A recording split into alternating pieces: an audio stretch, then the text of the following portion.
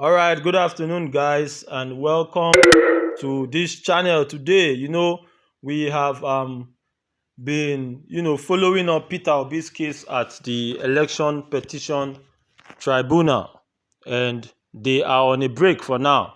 And when they come back on the 3rd of July, it will continue, where APC, Shetima, Tinubu, and INEC will be defending themselves.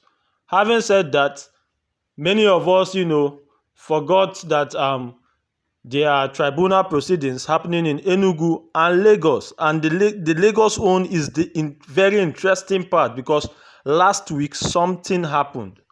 A witness who is an immigration lawyer in the US came and testified against Sanwo-Olu's deputy, Hamza. Hamzat, according to that testimony, has denounced Nigerian citizenship and accepted that of US. He didn't only just accept the citizenship of US, he denounced that of Nigeria. And now that testimony is with the court. But today's own is even bigger than that. What happened in court today in Lagos is bigger than that. Another mind-blowing and revealing evidence has come out. And the witness tendered it today, and it took the court by surprise because nobody anticipated that something like this happened in Lagos. I'm going to tell you all about it, but let me quickly tell you that our tribunal proceedings in Enugu is going as planned because remember I told you some days back that Peter Mba, the present governor, who is from the PDP, submitted a forged NYSC certificate. Yes, you heard me well. He submitted a forged NYSC certificate. NYSC have come out to say that certificate he submitted to INEC is not from us. We do not design our certificate like that, and we didn't issue it to him.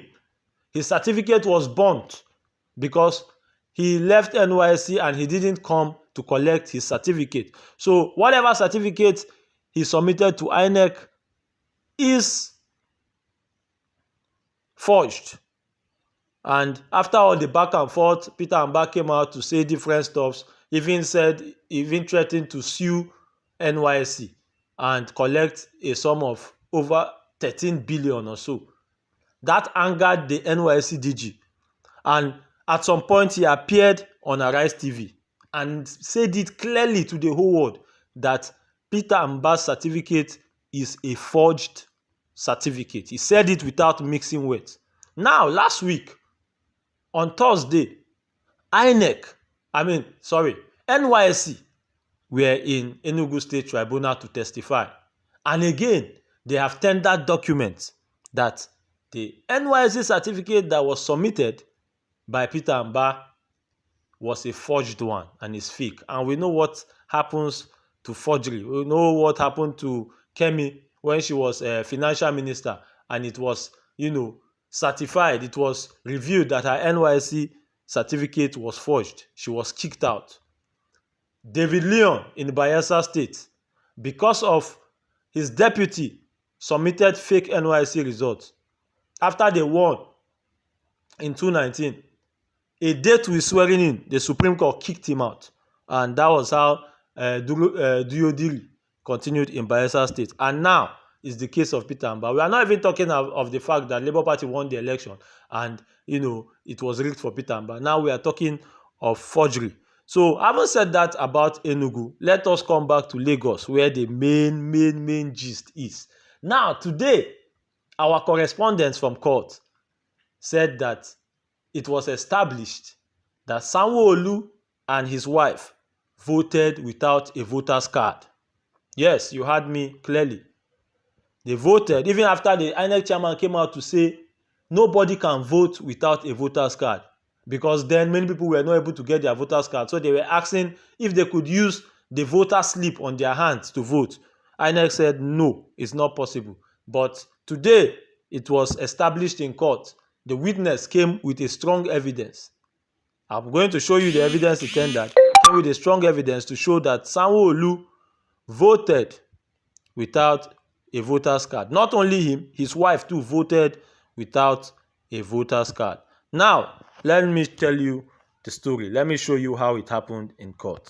Now, our correspondent in court reported this just this afternoon. Ladies and gentlemen, I dey court o, wahala don burst. Our witness, who was the polling unit agent of his polling unit, just testified that Sanwo-Olu and his wife voted without PVC. Today is going to be a long day in court. She now said to further explain, Sanwo-Olu and his wife voters' card were invalid on the voters' register. Upon further probing, our polling unit officer, who is the witness now, confirmed the above after tendering the voters' register for the polling unit. Now, in the voters' register for the polling unit, Sanwo-Olu's name was not found. Oya, look at the copies below. Now, these are the copies. Let me show you. All right, so now, take a look at the copies from the polling unit that the witness submitted that were carrying S. Now, all the names carrying S were submitted, in court. And Sanwo-Olu's name was nowhere to be found. How can you explain that? How can INEC defend this? That Sanwo-Olu's name was not on the voters' register. His wife's name was invalid too on the voters' register. Yet they voted, and they voted without a PVC. But they made us to understand that you can never vote without a PVC. Now, to continue, meanwhile, the young man was very confident. In that polling unit, he reported that Labour Party got only 2 votes, while APC got the whole, remaining votes. Now she's saying, how can anybody vote while being invalid on the voters' register? Mr. Mahmood Yakubu, what the hell happened in Lagos? Now that's the question she's asking. Now, she said furthermore, something is wrong with the process in that polling unit.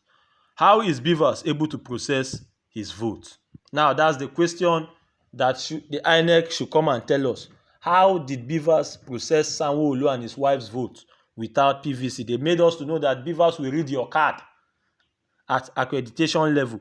So how comes did Beavers, forget to read Sanwo-Olu's card and his wife's card, and they were cleared to vote without voters' card when plenty of Nigerians were refused this same opportunity because the INEC chairman came out to say you must have a voters' card before you are allowed to vote. Now we await to hear what the defense of INEC will be. As I said, don't just put your mind only on what is happening at the Election Petition Tribunal for presidency.